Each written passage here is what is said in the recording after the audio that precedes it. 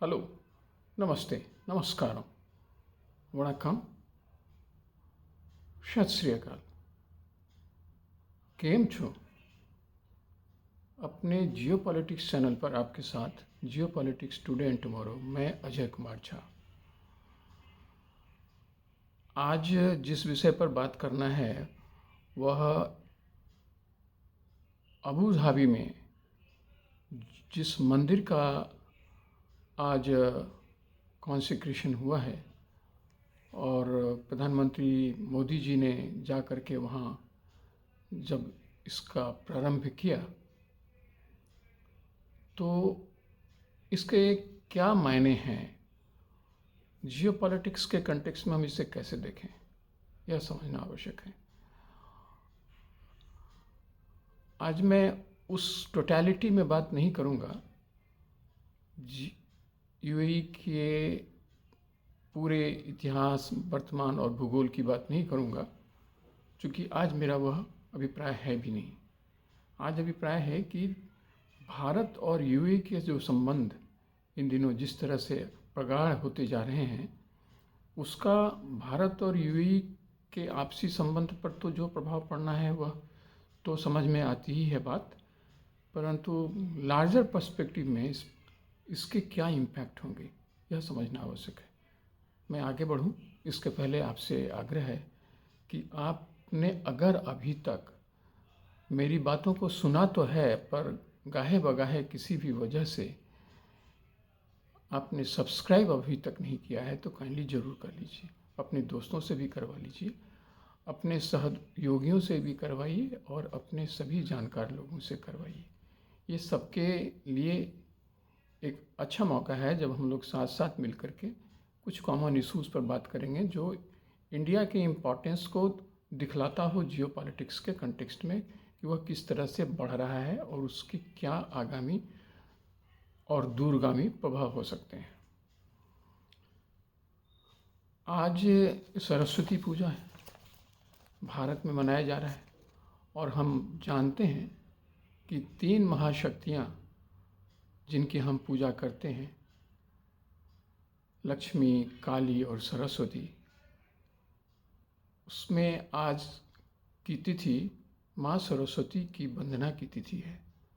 वैसे तो माँ सरस्वती की वंदना किसी एक दिन होती नहीं है, यह तो लोग रोज करते हैं, परंतु आधिकारिक तौर पर भारत में हम माँ सरस्वती की आराधना जिस तारीख को करते हैं और जिस तिथि को करते हैं वह बसंत पंचमी का दिन आज ही है। तो ऐसे तिथि को अबू धाबी में जो बॉप्स मंदिर, बॉप्स तो एक्रोनिम है जिसे हम जानते हैं कि ये एक संस्था है, संप्रदाय है जो बोचासनवासी अक्षर पुरुषोत्तम स्वामीनारायण जी, वो जो संस्था है उन्हीं के द्वारा यह बनाया गया और स्थापित किया गया है। और इस संस्था की दुनिया भर में बहुत सारी मंदिर हैं। अपने यहाँ भी जो लोग अवगत होंगे, दिल्ली में अक्षरधाम मंदिर बना था कुछ साल पहले, यह आपको पता होगा। गुजरात में भी इनके मंदिर हैं और भी कई जगह हैं देश में, देश के बाहर भी कई जगह हैं।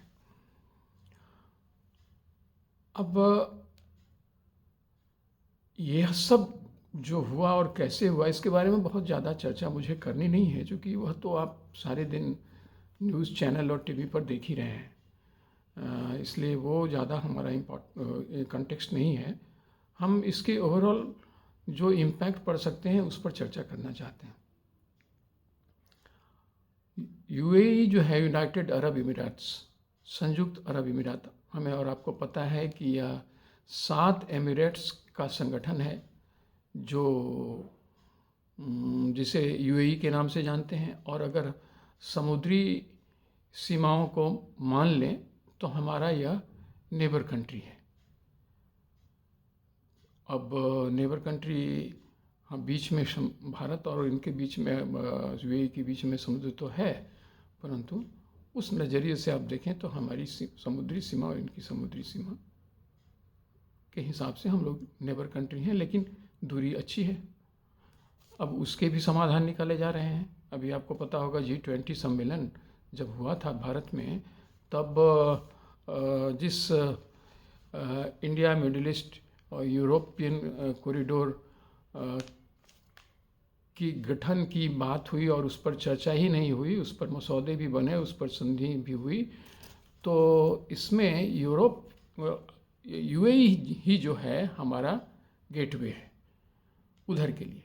ऑब्वियसली चूँकि हम उसी दिशा में जा रहे हैं जिसमें रेल और रोड ट्रांसपोर्ट बनेगा, जो यूएई से होता हुआ आगे मिडिल ईस्ट कंट्री को पार करता हुआ यूरोप तक इंटर करेगा, जो एक तरह से आप कह सकते हैं कि एक बहुत बड़ा इम्पैक्ट जियोपॉलिटिक्स पर डालने वाला है। ये हमें पता है, और इसकी क्रिया प्रणाली किस तरह से होगी, क्या होगी, इस पर कार्य शुरू भी हो गए हैं और काम भी चलने लगे हैं।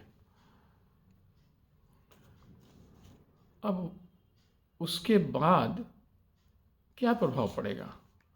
हमने देखा है पिछले 9-10 साल में भारत की जो विदेश नीति रही है उसमें मिडिल ईस्ट हमारे लिए काफ़ी इम्पॉर्टेंट कंट्री बन कर के आया है। और मिडिल ईस्ट इस्लाम डोमिनेटेड कंट्रीज़ ही का एक तरह से आप कह सकते हैं कि पूरा पाथवे है, और वहाँ पर भारतीयों की संख्या बेहद, आप काफ़ी कह सकते हैं बहुत ही ज़्यादा है, जिसमें हिंदू भी हैं, मुसलमान भी हैं और धर्म के लोग भी हैं जो इन देशों में काम करते हैं। यूएई में हमारे लोगों की संख्या करीब 35 लाख के आसपास है, 30 से 35 लाख के बीच है, जिसमें 10-12 लाख हिंदू ही हैं और बाकी जो दूसरे मुस्लिम हैं और लोग भी हैं। लेकिन हिंदुस्तान के नज़रिए से आप देखिए तो वो सारे के सारे 35 लाख करीब जो लोग हैं वो हम ही हैं वहाँ। और यूएई का जो भी डेवलपमेंट हो रहा है उसमें हमारा कंट्रीब्यूशन मैन पावर के रूप में कहिए या किसी भी दूसरे तरीके से कहिए, वो बेइंतहा है। और सच पूछिए तो वहाँ की जो अपनी नेटिव पॉपुलेशन है उससे ज़्यादा तो हम ही लोग हैं। लेकिन इसमें सबसे बड़ी बात यह है कि वहाँ के जो वर्तमान राष्ट्रपति हैं शेख मोहम्मद बिन जायद अल नहयान, इनका प्रधानमंत्री जी से बहुत ही गहरा संबंध है। भाईचारा वाला ही नहीं है, बिल्कुल भाई वाला संबंध है, जो मोदी जी ने बार बार इस बात को दोहराया है। और आज भी जब वो उस मंदिर के उद्घाटन के क्रम में वहाँ पहुँचे हुए हैं तो इन्होंने इस बात की चर्चा बार बार की है। यह एक बहुत बड़ी बात है। किसी इस्लामिक कंट्री में वहाँ के शासनाध्यक्ष के द्वारा ही ज़मीन दिए जाएं और उसमें बाकी सुविधाएं जितनी ज़रूरत हो उसे मुहैया करवाने में मदद की जाए और वह सब भी मुफ्त दिए जाएं। ये एक मील का पत्थर है आने वाले दिनों में, जिस तरह से भारत की छवि बढ़ रही है उसको रिकॉग्नाइज करने के कंटेक्स्ट में, उसे तरजीह देने के कंटेक्स्ट में। अभी तक तो हम ऐसा मानते रहे थे कि यह संभव नहीं था, परंतु जब से मोदी जी ने सत्ता संभाला और एक्ट ईस्ट की पॉलिसी तो उनकी जारी ही रही, लेकिन एक्ट वेस्ट की ओर भी जब वो चले तो पूरी ताकत के साथ चले। मोदी जी पिछले 10 साल के अंदर 7 बार, 10 साल तो अभी पूरा होने में 2-3 महीना बाकी है, 7 बार वो यूएई के दौरा कर चुके हैं। वहाँ से भी 4 बार वहाँ के हेड जो शेख साहब हैं, शेख मोहम्मद बिन जायद साहब, वो भी हमारे यहाँ 4 बार आ चुके हैं। अभी अभी वो गुजरात आए थे। तो दोनों की केमिस्ट्री देखते ही बनती है। आपको पता होगा कि यूएई एक ऐसा राइजिंग कंट्री है जो दुनिया के दूसरे देशों के क्षेत्रफल के कंटेक्स्ट में अगर आप देखें तो छोटा है, लेकिन वो इतनी तेज़ी के साथ आगे बढ़ रहा है और इस मुकाम पर जाने की तैयारी कर रहा है कि अगले 10 साल में वह कहाँ से कहाँ, आज भी वह एक बहुत बड़ी ताकत के रूप में उभर चुका है। मिडिल ईस्ट में वो एक रिकॉग्नाइज्ड पावर सेंटर के रूप में इमर्ज कर चुका है। लेकिन अगले 10 वर्षों में वह कहाँ पहुँचेगा, इसकी कल्पना आज की तारीख में पॉलिसी प्लानर्स कर सकते हैं। और उसमें भारत की क्या महती उसमें योगदान होगा, इस बात को भी आसानी से समझा जा सकता है। वो भी हमारे साथ किस तरह से जुड़ा है, यूएई भी, ये हमें और आपको अच्छी तरह पता संभवतः है। और अगर नहीं है तो ये हमें जान लेना चाहिए कि उनका इन्वेस्टमेंट हमारे कंट्री में बहुत ही ज़्यादा है। वो चौथा ऐसा देश है जो हमारे यहाँ सबसे ज़्यादा इन्वेस्टमेंट कर रहा है। और इसका फ़ायदा दोनों देशों को हो रहा है। हमारी ओर से उन्हें जितनी भी टेक्नोलॉजी है, स्पेस सेक्टर है या कोई भी सेक्टर है, आप जहाँ भी आप जिसकी भी चर्चा करेंगे, फिनटेक है, अभी हमने वहाँ अपना यूपीआई भी अब शुरू किया है, अब वो एग्रीमेंट भी बना है। तो बहुत सारे जो भी आयाम हैं हमारे विकास के, उसमें वो हमारे साथ सहयोगी के रूप में और सहभागी के रूप में बढ़ रहा है। तो और यह, जैसा कि मैंने पहले बताया कि यह एक गेटवे होना है मिडिल ईस्ट से यूरोप तक जाने का। इसलिए वहाँ जो ये रेल रोड कॉरिडोर बन रहा है, वो एक तरह से मिडिल ईस्ट को अपना अब कह सकते हैं सामान्य भाषा में जंक्शन, जो रेलवे जंक्शन, एक डिपो, जहाँ वो एक मल्टी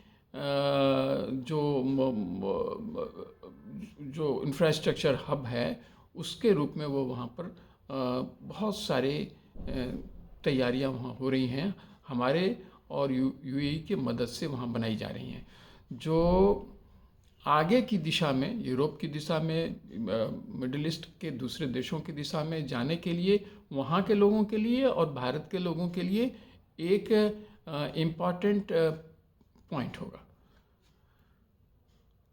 और इस लिहाज से अगर आप देखें तो ये एक बहुत बड़ी उपलब्धि होने वाली है। सबसे बड़ी बात यह है कि जिस बोनहोमी के साथ, जिस अपनापन के साथ वहाँ ये मंदिर हमारा बना और जिस लेवल का बना, वो मिडिल ईस्ट के दूसरे देशों में भी एक तरह से हमारी एक्सेप्टेबिलिटी को रिकॉग्नाइज करता है। और ये आने वाले समय में आप देखेंगे कि आने वाले समय में दुनिया के और उस मिडिल ईस्ट के और भी जो देश हैं, वो हमें इस तरह की एंट्री देंगे। बहरीन की चर्चा तो हो ही रही है, वहाँ भी चर्चा है कि इस तरह की मंदिर वहाँ भी हमारे वहाँ बनाए जाएंगे। और भारत की संस्कृति, भारत के लोगों की संस्कृति, भारत का कंट्रीब्यूशन जो कुछ अब तक अपने लिहाज से और दुनिया के लिहाज से हुआ है, उससे इन्हें भी हमें साथ देने का मौका मिलेगा और वो हमसे जुड़ेंगे। यह एक बहुत बड़ी बात होने वाली है। We should not be surprised कि करीब करीब इस देश के उस एरिया के करीब करीब सारे इम्पॉर्टेंट कंट्री में इस एक्सेप्टेबिलिटी को लोग रिकॉग्नाइज करेंगे आने वाले समय में। हमें उस बात का आश्चर्य नहीं होना चाहिए। और अगर मोदी जी हैं और जिस तरह से उनका रिकॉग्निशन ग्लोबल लेवल पर है, तो ये आगे भी संभव है। इसका फ़ायदा एक सबसे बड़ा यह हो रहा है कि मिडिल ईस्ट को अब तक, खास करके जो बड़े देश हैं, अमेरिका ने एक तरह से उसे अपना एक कैचमेंट एरिया के तरह वो इस्तेमाल करता रहा है। हालांकि वो आसपास का एरिया तो है नहीं, लेकिन वो वहाँ उसका प्रभाव इतना रहा है कि वो जब जैसा चाहता रहा है, इन देशों में उसकी पैठ रही है और आज भी है, आगे भी रहेगी, इसमें भी कोई शक नहीं है। परंतु उसके रिलेशनशिप के कॉन्ट्राडिक्शंस से मिडिल ईस्ट का एरिया, जो कई कंट्री बुरी तरह प्रभावित भी हुआ है कई बार, और कई बार उसको उसका फ़ायदा भी मिला है। ये इस बात से भी हम इनकार नहीं कर सकते हैं। और हाल के दिनों में हम देख रहे हैं कि रसा का भी इंटरेस्ट उस एरिया में काफ़ी बढ़ गया है। चाइना का इंटरेस्ट पहले से ही बढ़ा हुआ है। वैसे में भारत की एंट्री यूएई के माध्यम से, हम ऐसा भी नहीं कह रहे हैं कि यूएई सिर्फ भारत को ही एंट्री दे रहा है, चाइना भी वहाँ उनके साथ अच्छा संबंध बना करके चलता है। लेकिन इसके बावजूद भी एक बात तो बिल्कुल हमारी नज़र के सामने है, जिसे आप भी समझेंगे कि वो हमारा मिडिल ईस्ट में फर्स्ट डोर नेबर है, और जो चाइना नहीं है। चाइना को ईरान के माध्यम से और उसके पहले पाकिस्तान के माध्यम से होकर के आना पड़ता है। तो ये एक एडवांटेज हमारा है, और हम जिस तरह से टारगेट कर रहे हैं दुनिया की मतलब टॉप मोस्ट इकोनॉमी बनने के क्रम में तीसरे पायदान पर जल्दी ही पहुंचने की जो हमारी राह है, उसमें इसका फ़ायदा सीधे सीधे यूएई को मिलेगा। इस वजह से ज़्यादा मिलेगा कि हम सबों को साथ लेकर के चलते हैं, हम किसी को डेट ट्रैप में नहीं डालते हैं, किसी भी देश को डेट ट्रैप में नहीं डालते हैं। जब भी उन्हें जहाँ भी ज़रूरत होती है वो हम वहाँ हाजिर होते हैं, और इस वजह से उनका कॉन्फिडेंस भी हम पर बढ़ता है, और अगर उनके पास क्षमता है जिन देशों में, तो वो हमारे यहाँ इन्वेस्टमेंट भी करते हैं। हमारे यहाँ उस इन्वेस्टमेंट का फ़ायदा उन्हें भी मिलता है, उसका रिटर्न उन्हें मिलता है। तो और चूँकि दुनिया का सबसे बड़ा फ्री इकोनॉमी वाला डेमोक्रेटिक कंट्री का सबसे बड़ा मार्केट है, जो आने वाले समय में सभी देशों के लिए जो भारत में दिलचस्पी रुचि रखते हैं और भारत में आकर के व्यापार करना चाहते हैं, तो उन सबों को इसका फ़ायदा साफ साफ दिखता है। और तब तो और भी ज़्यादा दिखता है जब हम डिफेंस के सेक्टर में, स्पेस के सेक्टर में, फार्मेसी के सेक्टर में, या फिर आप एग्रीकल्चर के सेक्टर में आप नाम लीजिए, और हर एक सेक्टर में हम अव्वल नंबर पर पहुंचने की तैयारी में ही नहीं लगे हुए हैं, बल्कि पहुंचते भी जा रहे हैं। कई जगह हम पहुंच भी चुके हैं। तो वैसी स्थिति में यह जो मंदिर जिसका आज उद्घाटन हुआ है वो हमारे लिए शुभ हो, हम यही मानते हैं। और यूएई के लिए भी शुभ हो, वहाँ के देशवासियों के लिए शुभ हो, वहाँ के जो भी लोग वहाँ रहने वाले हैं उन सब के लिए शुभ हो। हम इसी कामना के साथ उम्मीद करते हैं कि आज के इस मंदिर के अनावरण का शुभ संदेश पूरी दुनिया को जाएगा, और दुनिया में हम और भी ज़्यादा सिंसियरली हमारी एक्सेप्टेबिलिटी को मान्यता मिलती चली जाएगी। धन्यवाद। जय हिंद। अगर आपने अभी भी संभवतः सब्सक्राइब नहीं किया है तो प्लीज़ सब्सक्राइब कर लीजिए, औरों से भी करवा लीजिए। Thank you. जय हिंद।